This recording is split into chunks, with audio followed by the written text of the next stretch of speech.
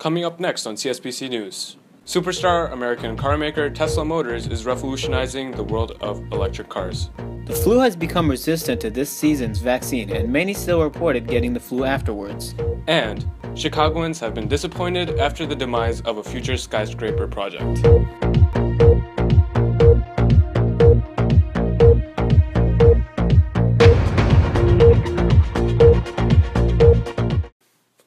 The bullish argument for Tesla is a relatively straightforward one. There is no electric or hybrid car in the market that can compete with Tesla. Investors in the California-based electric car maker believe the company is invincible, and stock prices reflect this belief. It has had unprecedented stock increases and quickly climbed up the Wall Street ladder. However, Tesla has quickly had to face several obstacles as well. Tesla sold 3,500 units in the US this past December, which is a new company record. Tesla also beat all of its competitors for the first time and outsold all the other electric cars like the Chevy Volt and Nissan Leaf. In 2014, growth in US car sales electrically was about 20%.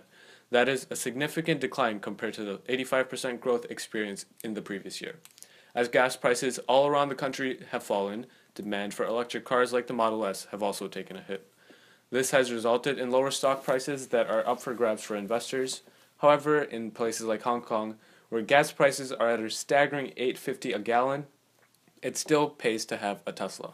Right now, Tesla is in a bittersweet fix, and we will just have to see how they perform this year. Yeah, Saad, it's crazy how technology is advancing these days. Alright, thanks for that. Flu season is in full force, according to the Centers for Disease Control, which is reporting widespread disease activity in 36 states for December.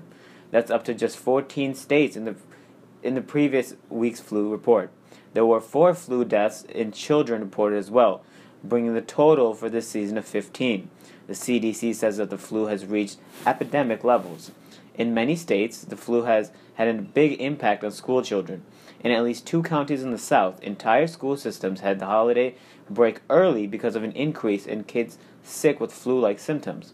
There were various reports from Chicago to Ohio to even Georgia of individual schools shutting down before the break as well, and warnings went out to parents about keeping kids home if they showed up with symptoms of illness. Earlier, we spoke to pharmaceutical expert Ibrahim Ahmed about his thoughts on this epidemic. It's devastating to hear how many civilians are being impacted by this viral outbreak. This new strain of the flu virus is one that we've never seen before. But the current strain that's out there, the actual vaccine is only effective in about 2/3 of the population. Simple hygiene is actually the best way to prevent it. Washing hands, especially after the bathroom, before eating and after eating, preventing contact with any sick people, is probably the most effective way. All right, thank you, Dr. Ahmed, for taking time out of your busy schedule for having an interview with us here at CSBC News. No problem. Goodbye. For a few years now, Chicagoans have been anticipating a bold new addition to their skyline. The Chicago Spire project started off as a dream, and unfortunately, it has ended just as that. We have CSBC's very own Subhan Faruqi on the scene at Lakeshore Drive, where construction began but didn't progress. Subhan? Thank you, Mohammed Hassan.